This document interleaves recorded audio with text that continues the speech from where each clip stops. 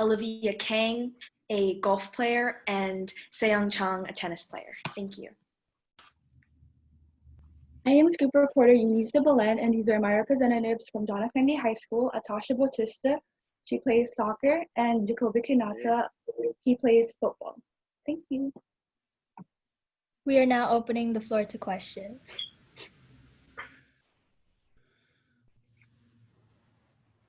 I'll start off the whole question thing. Hello, thank you for being here. I was wondering, how will the disruption of sports affect college applications and athletic scholarships? Al, you want to go Terry, first? Okay. Well, obviously the scholarships and so forth have gone virtual. A lot of colleges are actually seeking out their athletes through virtual means.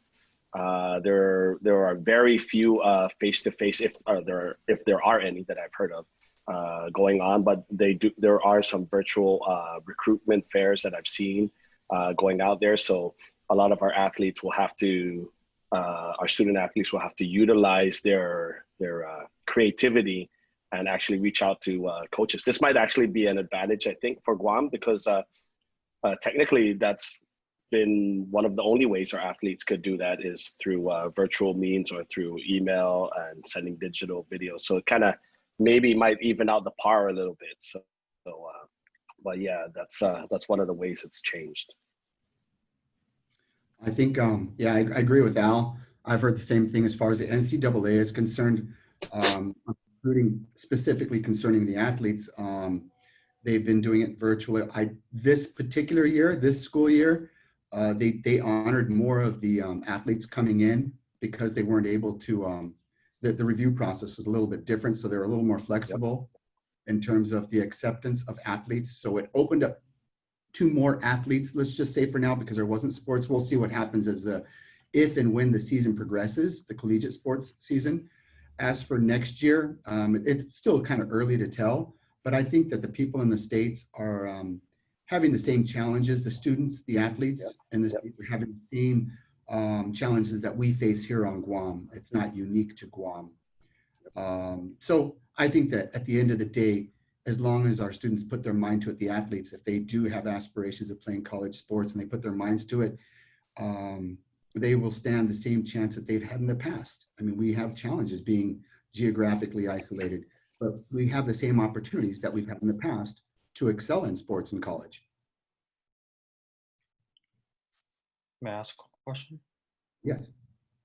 Thank you so much for your time. My question is, what sort of advice would you have to high school seniors for who sports would be their last year? Can you ask that? We'll switch off. Yeah, can you ask that one more time? I'm sorry, Sayum. What advice would you give to high school seniors for which this might be the last year they would have to play high school sports? I would say, I encourage all athletes right now, do whatever you can, wherever you're at, to try to improve your physical ability in preparation for the seasons, for any sports season to start. We'll probably get into what's going to be happening this year. But as for your particular question, I see a lot of athletes right now, both at the high school level and beyond, that are training. They're doing everything they can, whether it be at home, whether it be at the parks, no matter where it is, they're doing whatever they can to try to maintain some level of athleticism during these times. Al? Yeah, I definitely agree. Terry and I are probably seeing the same type of athletes, the same group of athletes. Those who are looking at going and playing at the next level, it's going to be very important that you maintain some level of physical ability. That's going to be very important. Some type of training. Coaches are going to want to know that. They're going to want to know what you've been doing. They're going to want to know, have you been seeing any trainers? Have you been going to any type of workouts on your own? Have you been independent? Have you been planning for yourself? Those are things that not only college coaches will want to know, but I believe even just college recruiters for academic wise would like to know that these student athletes are organized and disciplined and so forth. So that could be an advantage if you do those things like what Terry was mentioning, you just continue to stay in shape, have a game plan, stay in contact with coaches that you of colleges that you're interested in, and just stay committed to that. I just want to add, I think any coach, and I'm sure all of you understand that one of the biggest assets of an athlete is an athlete who can overcome adversity, a person who has the perseverance during difficult times. That stands for studies as well. And to be able to prove to coaches, even here, just your high school coaches here, maybe you were not necessarily the starter, but this is an opportunity for you to step up. And if a coach sees that you're going that further distance, to overcome this challenge, it's going to show the coach that you have that ability, that you have that perseverance, that you really want to do something. So this is a chance for you to really step up.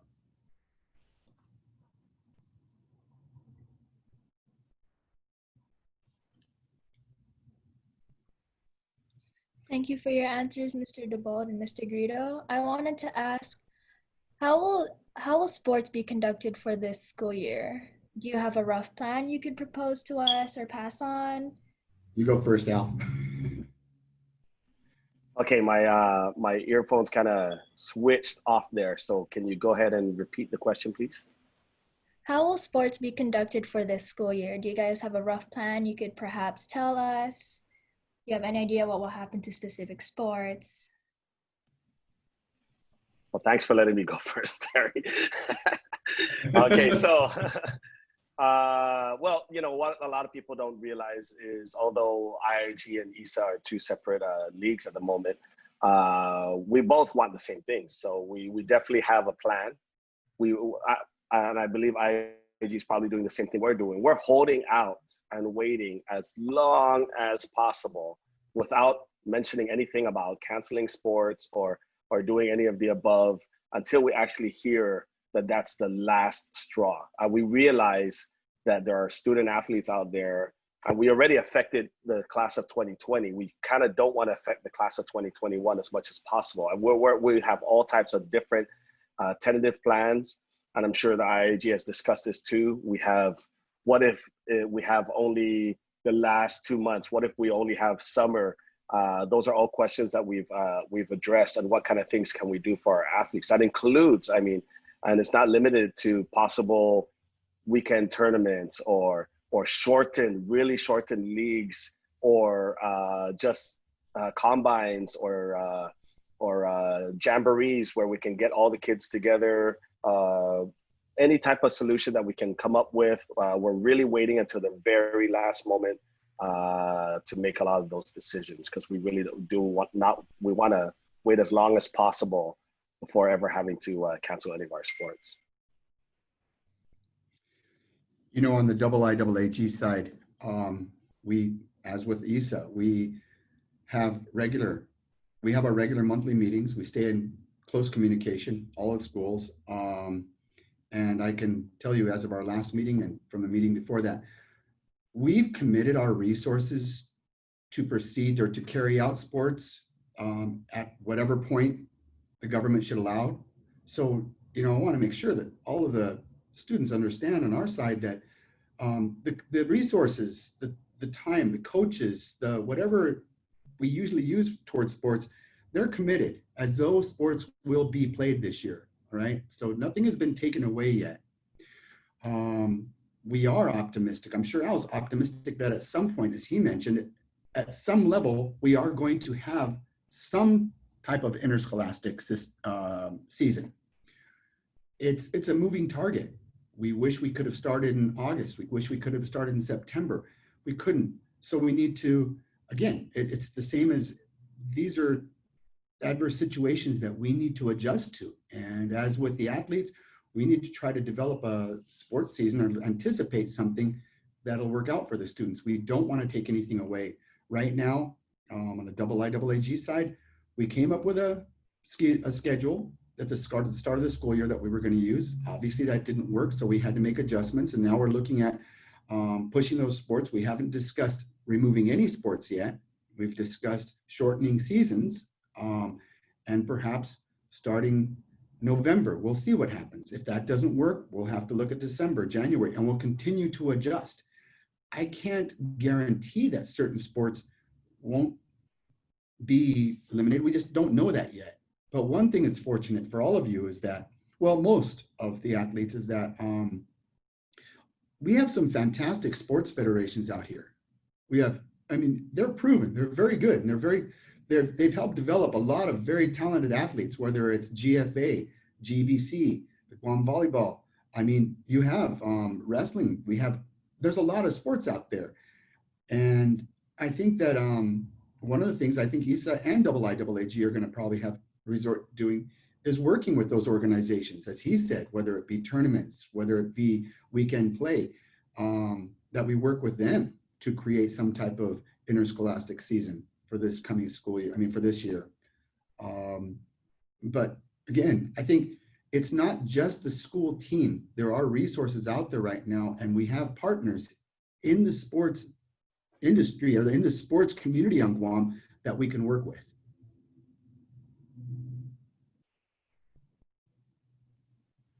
Thank you for your answers. I wanted to give this time to see if any of the reps would like to ask some of their questions as well.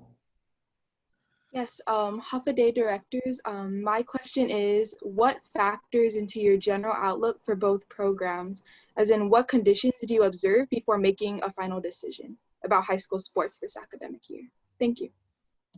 Oh, I made you go first last time, Al. First and foremost is health and safety, the safety and welfare of the athletes, the coaches, the officials. Right now, okay. I think it's pretty clear that we probably at the OnStar will not see fans, an audience in the gyms. It'll probably start off small scale. At least we can have competitions with, with the teams, get things started at that level.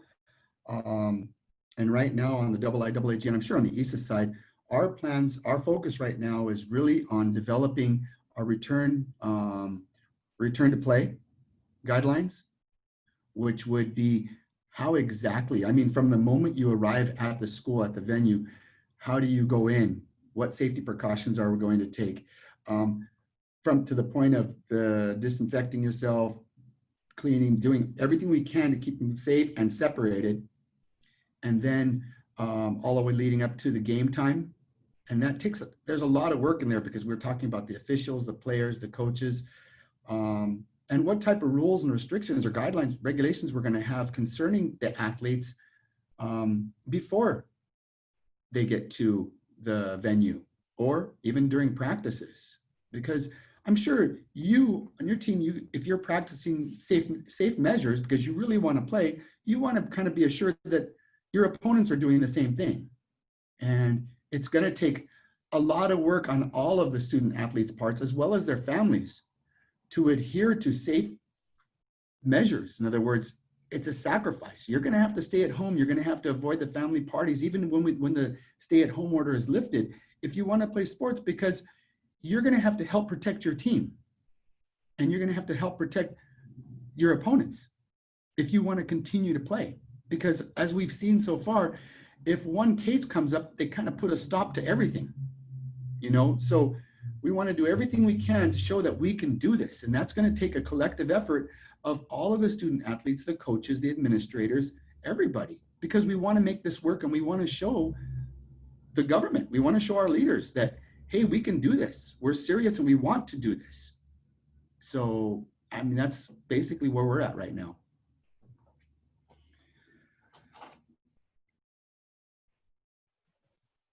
All right. So, yeah, I think Terry said the most of everything that we've been doing together also. One of the things probably I would add to that too is just the type of sport that's being played. That's going to be a key factor. We definitely are making sure that that people are comfortable with the type of contact that's allowed and so forth. So obviously we looked at what sport's going to be played, which sports might be going first as a testing ground for how we handle sports, how we practice, like what Terry mentioned, as well as the knowledge and education of the athletes and the coaches. We want to make sure that when they go out there, that they're not just hearing rumors, what you got to do, we want to make sure that they're very well educated on the correct way to enter the gym, what they're supposed to be doing when they're in the sidelines, as opposed to what they're going to be doing when they're during play. There's going to be different levels of safety that we're going to have to consider, as well as the sensitivity. There's different like spectrums. Some people feel, oh, this is how it should be, and but we would just want to have one set guideline to follow, where everyone is sensitive to what other people feel about this virus.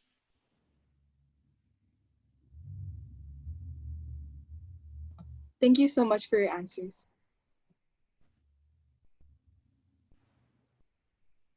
I would like to ask, should interscholastic sports resume? You guys have an idea for any specific safety procedures you would put in place, such as scanners? Oh yeah. I think the beauty of what we're going through right now with IIAG and ISAA is that a lot of people are already going through it. So if you look at all the government agencies or even the private agencies, they're pretty much doing what we should be doing, which is before you even enter the gym, we want to do a temperature scan if we can, or if you haven't been scanned yet, you want to make sure that your hands are sanitized. We want to make sure that that's available for all the athletes. We want to make sure that there's markings and measures on where people should sit. We want to make sure, as far as practices are concerned, how many people should be in the gym and so forth. How are they going to hold those practices? For example, just throwing out there, for basketball practices, are we going to allow them to share a basketball? We're going to allow them to just use their own individual basketballs. What type of practices will be allowed at that time, and so forth. So those are some examples, including like what the governors put in as far as how many people in an area.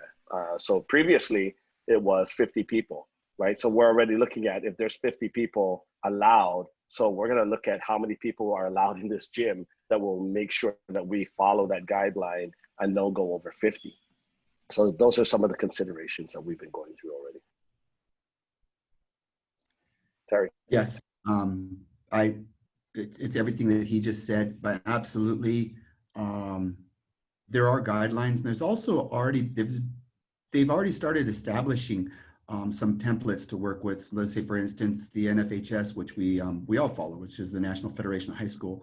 It's the kind of like the overall governing body nationwide of interscholastic sports. They're helping provide a lot of information, as well as the NCAA and a lot of other national sports organizations, because they're faced with the same challenge.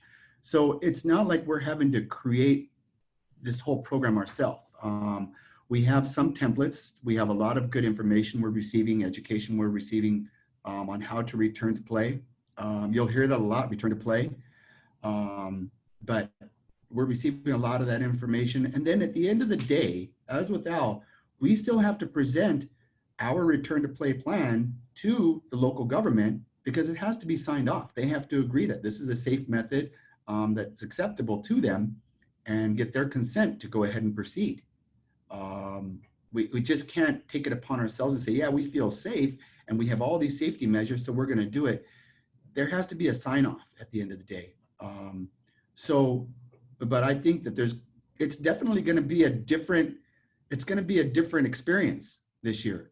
We may not see your team huddles, for instance, where you all pre-game huddle and chant and cheer and hug, and after a game, you don't get to all just go out and jump on each other to celebrate. And they're going to have to understand that.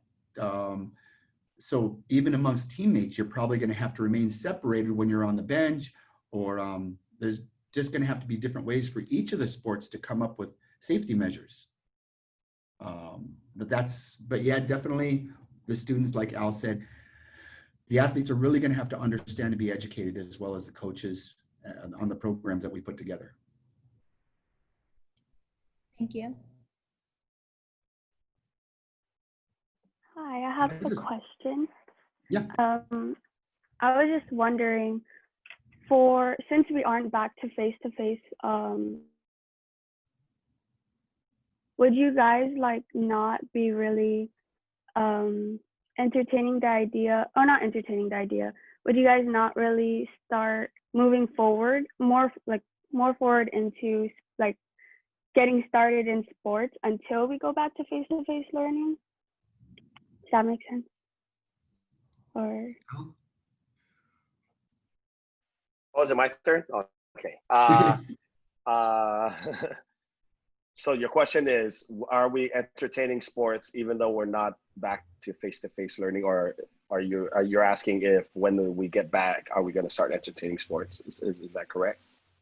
yeah, like pretty much. Like, I don't know if I'm wording it correctly, but yeah, basically. Okay, well, let The me, question, go Al, I ahead, think the Terry. question was more if, Lola, correct me if I'm wrong, what you're saying is that even if we don't go back to face-to-face school, will the leagues entertain or consider moving forward with sports? Is that what you're asking? Yes, that's better. I'm sorry.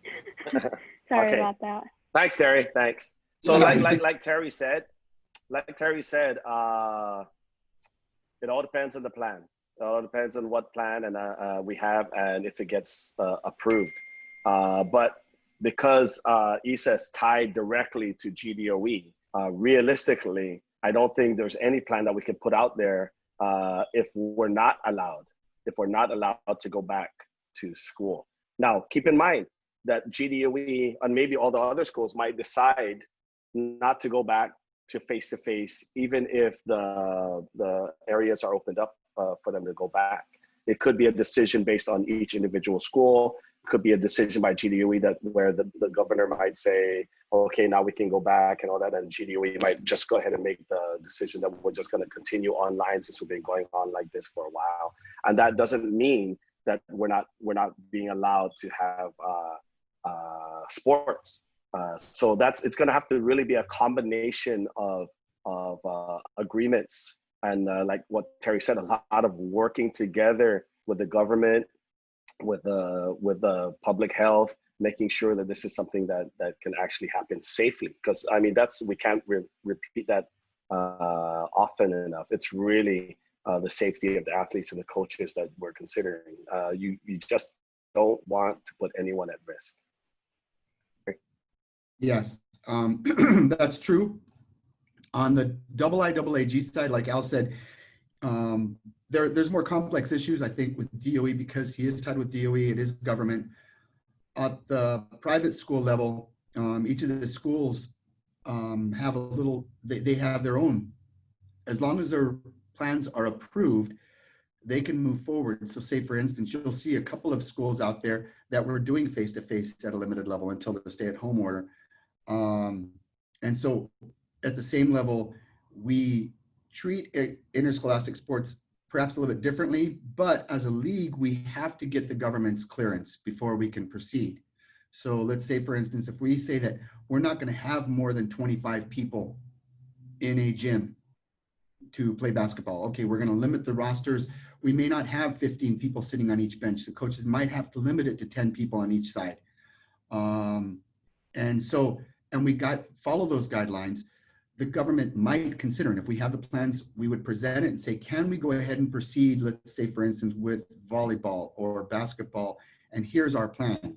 And this has been accepted and approved by the Guam Basketball Confederation. They said that this is their, these guidelines are also being approved by them as well. So if we get the body's consent, the government might consider, I can't say, but they might consider, okay, you guys can go ahead and proceed with this league. You can go ahead and proceed with golf. And whatever we can proceed with, I think we want to move forward with those type of sports. Now, I'm not saying we're going to start it right away. All I'm saying is this is a possibility on the IIAG side, that we aren't treated as one whole body, like Al said, that we can take interscholastics and separate it and treat it a little separately. Does that answer your question? Yes, thank you guys so much. Can I also ask a question? Yes.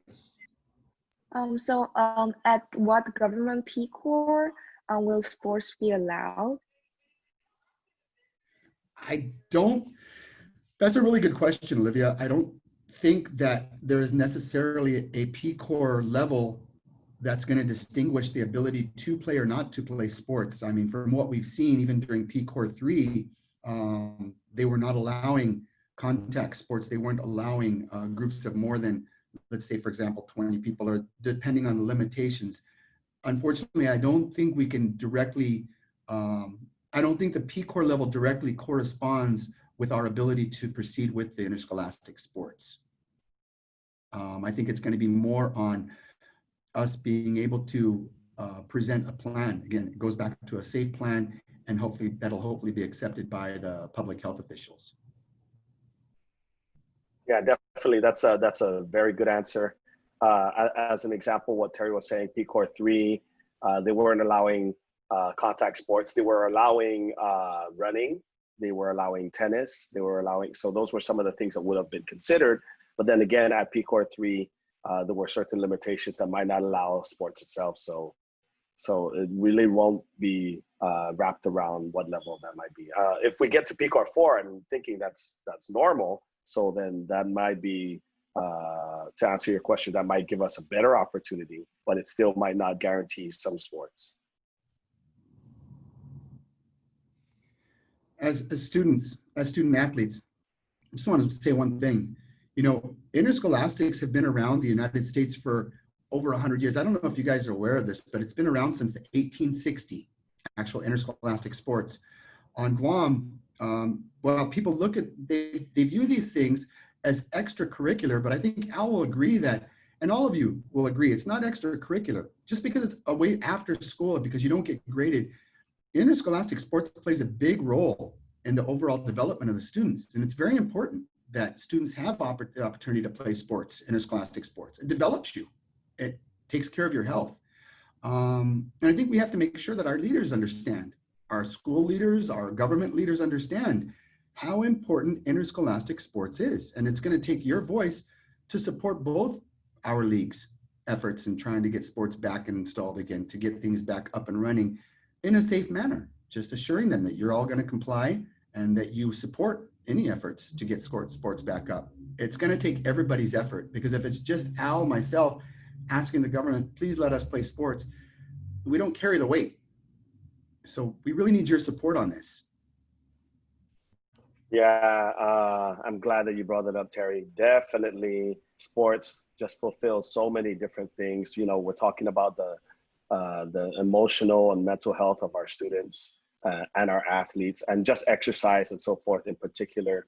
The importance of that, getting out of the house, the social factor, you know, mingling with your teammates and so forth. Those things are going to be very important. To just completely cancel sports, there are other factors that need to be considered before that happens. So definitely, what Terry said, you guys have a voice.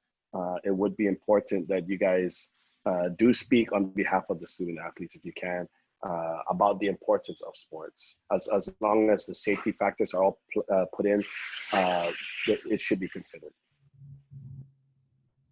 You have a stronger voice collectively than any of us leaders that are sitting up there, that, you know, the administrators of the schools.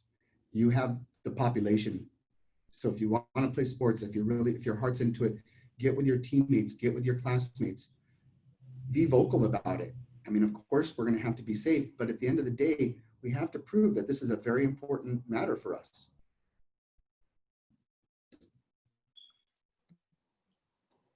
Hi, I have another Hi, question. Oh, No, you can go first. okay. I have a question.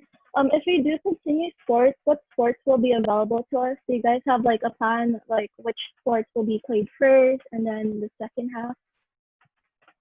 Al. Okay, so like Terry mentioned earlier, we all have plans that we put into place, and as each month goes further down the line, we just adjust that plan. And yeah, so obviously I mentioned some of the plans, some of the sports that have a greater chance of going on first. That includes golf, tennis, some areas in the States, in the mainland, and like what Terry mentioned, we're not reinventing the wheel here. We're really looking at what's going on. We're observing the bigger federations colleges and outside leagues in the mainland and what they're doing. And we do notice that there are some, that softball was one of the first things that was started also. Girls volleyball, boys volleyball, those were some sports that were allowed because it allowed for some distance. So those are some of the ideas that we would consider to go first, depending on the level of safety that guidelines that they give us at that. I think you're going to see there's also opportunities. I think Al's discussed this previously, that a lot of ideas about modifying some of the games. So say, for instance, GBC has been talking about perhaps we aren't going to see the regular interscholastic basketball league, but we'll see 3-on-3, just lessening the number of people. On volleyball, we may not do it in the court, but if they say, well, we'll allow outdoor, then we resort to the beach volleyball, for instance. It's only 2 players. So you might see modifications, but at least we can get some interscholastics in that way. But I agree with Al that yes, say for instance, golf. Even with golf though, there's a lot of safety precautions and who can be on the course and those kind of things, the carts that they use. I know that the Bowling Federation on the IIAG side, the bowling alleys were actually opened. They were back operational. So bowling, we were ready to get underway with the bowling league. That was a new sport. So yeah, but again, it goes back to what Al said. We're getting guidance. We look at what's happening nationwide and with the government. Trinity, you had a question. Thank you for your answers. Thank you, Tasha. Yes. So firstly, I just wanted to ask, have either programs considered or already composed sources which student athletes can look at for work regimens, for sports practice drills, messages of motivation, or just information concerning sports for this year? Thank you. We have not done it as a league, but we have done it as individual teams. So the coaches can't work. They can interact with the athletes and provide programs through social media. Say, here's your exercise programs. Meanwhile, like I said, the federations also provide information regarding what type of exercises, what kind of drills a person can do in a various number of sports. So the information is available locally. That's a good question. I think it's something that we should look at as a league to put out an exercise program for the kids. It's just that a lot of the sports have different unique types of traits and I would say programs that would be more suited for their respective sports. Al? Yeah, I think we're not stopping any of the coaches right now from reaching out to their athletes and getting giving them any type of workouts that they would feel is something that they want them to do. As a matter of fact, I know there are some coaches that are doing that right now. I think the serious athletes are using a lot of resources and databases that are already out there. There's all types of workouts that you can find online that are great workouts to stay in shape. So yeah, those definitely we encourage our coaches and our athletes to connect if you can.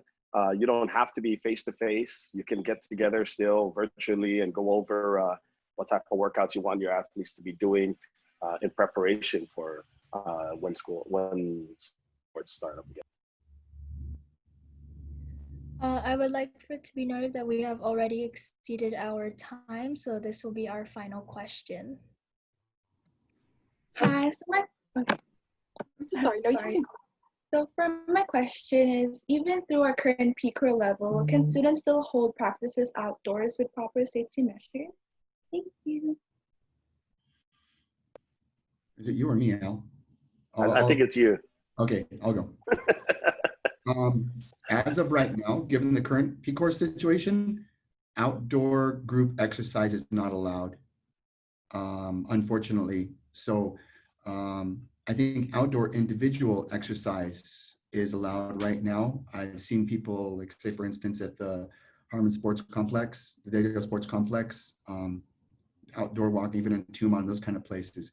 But you cannot do that collectively as like a coach cannot call a group of kids and put them together and say, even if you're separated, we still cannot call a group training, if that's what you're asking. Yeah, I agree also. The current PCorp level, as a matter of fact, they're not allowing group workouts or anything like that. Everything's got to be individual. As a matter of fact, I think the only thing approved is with your family, people in the same home and in your area where you're living. So yeah, want to make sure we follow those. Thank you. Okay, I think that will be it for today, guys. Thank you, Mr. Garrido and Mr. Debold, for answering our questions. You're so welcome. Thank you, guys. Thank you for your concern about all. It really means a lot. It's good to know that there are people still out there. The kids aren't forgetting about sports. Please yourself focus on your academics and really just really stay in shape. Most of you guys are athletes from what I gathered. So stay in shape and do what you need to do. Stay active, you guys. Stay active and voice your concerns. Support us, support yourselves. Please get everybody together. Thanks again. Okay, everyone, we've run out of time. Thank you again, Mr. Debold and Mr. Garrido, for answering our questions. We appreciate everyone for giving us their time this morning. And thank you, students, for coming out and representing your schools and the island's athletics. Definitely. Thank you. You're welcome. See you guys.